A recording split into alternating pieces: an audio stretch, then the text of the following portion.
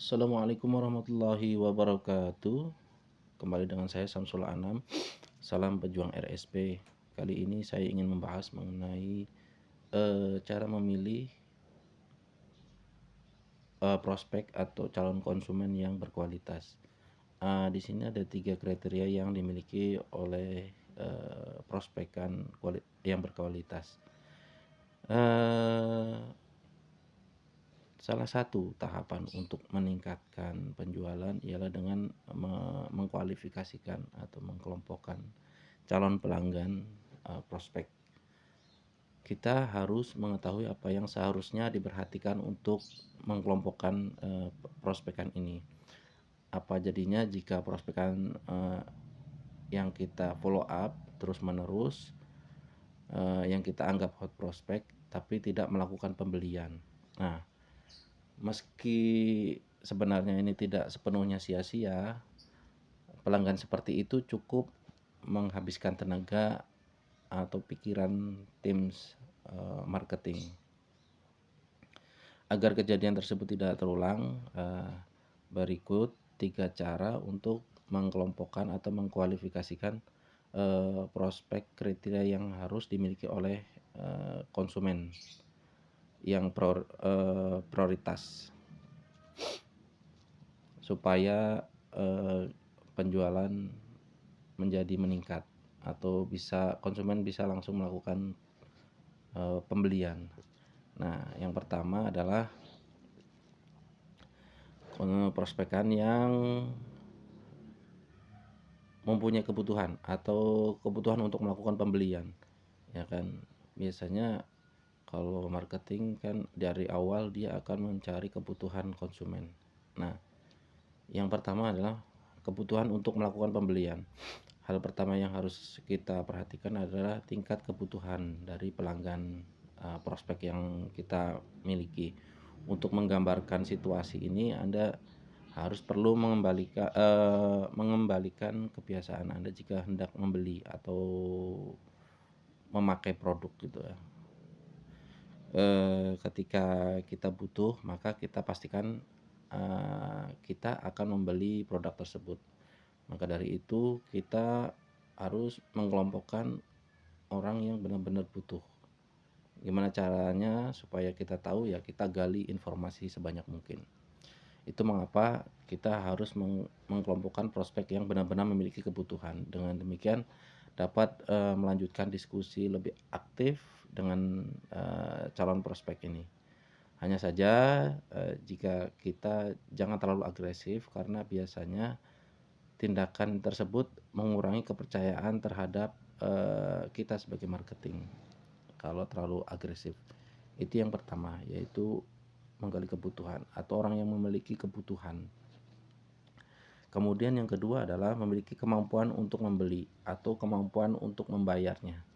Ketika kita berhasil mengkualifikasikan pelanggan mana yang membutuhkan produk kita, selanjutnya kita harus memilih calon pelanggan prospek yang memiliki kemampuan untuk melakukan pembelian atau pelanggan yang mampu untuk membayar. Banyak orang yang butuh produk tapi mereka tidak dapat melakukan pembelian atau tidak memiliki dana. Jika kita menghadapi calon pelanggan seperti ini, yang perlu kita lakukan adalah dengan menutup diskusi sesegera mungkin. Hanya saja Anda tetap menjaga hubungan dengan baik dengan mereka. Kalau bisa kita jadikan ambasador atau kaki-kaki kita untuk tetap menjual produk yang kita punya. Yang penting tetap menjaga hubungan dengan baik. Kemudian maksudnya menyudahi atau menutup diskusi di sini bukanlah menutup komunikasi ya dengan seutuhnya. Artinya yang perlu kita berikan kepada mereka ialah waktu. Barangkali sekarang belum mampu, lain kali mungkin mereka ada kemampuan untuk membayar atau membeli. Ketika kita berusaha melanjutkan negosiasi, jika pada akhirnya mereka melakukan pembelian kepada kompetitor, maka kita juga hanya membuang waktu hanya untuk satu konsumen yang belum memiliki kepastian. Itu yang kedua. Yang ketiga adalah memiliki wewenang untuk melakukan pembelian atau orang yang mempunyai wewenang untuk mengambil keputusan. Calon pelanggan kita sudah memenuhi syarat ya. Yang pertama, kemudian yang kedua, yang mempunyai kebutuhan, kemudian yang kedua tadi memiliki kemampuan bayar.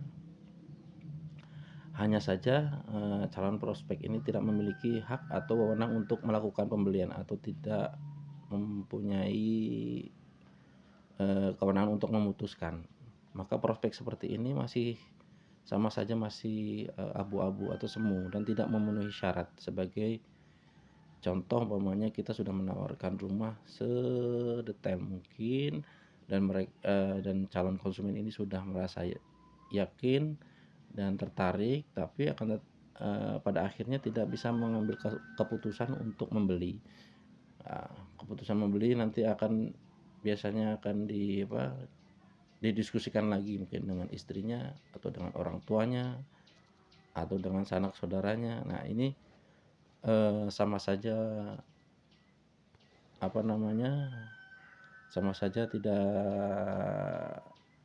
bagus gitu ya.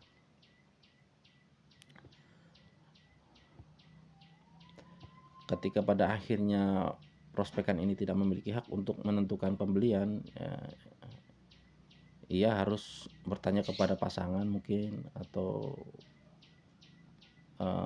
orang tuanya atau calon pelanggan lain. Berarti ini bukan prospekan yang bagus. Nah, ini harus kita identifikasi. Dengan mengelompokkan masing-masing tipe calon prospek di atas, kita dapat memilih prospek mana yang memenuhi ketiga syarat tersebut. Jadi apabila sudah menemukan kriteria ini, kita wajib untuk memfollow up calon prospek dan juga jangan lupa untuk membangun kepercayaan kepada mereka, karena kepercayaan bisa menjadi penentu pada akhir diskusi untuk melakukan pembelian. Saya kira itu ya kriteria untuk mencari prospekan yang bagus. Mudah-mudahan bermanfaat. Assalamualaikum warahmatullahi wabarakatuh.